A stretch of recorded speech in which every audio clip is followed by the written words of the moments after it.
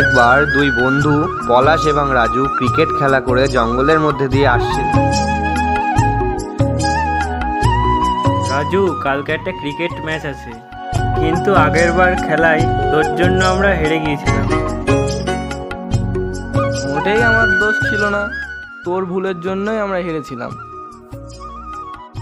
এই কথার মধ্যে দিয়ে রাজু আর পলাশের মধ্যে প্রবল ঝগড়া চালু হলো।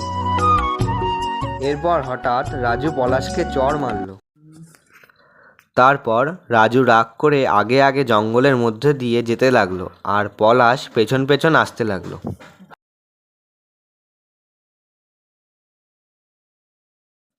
এরপর হঠাৎ রাজুর সামনে একটি বাঘ চলে আসলো। রাজু বাঘটিকে দেখে ভয় পেয়ে গেল এবং বাঘটি রাজুর দিকে আসতে থাকলো।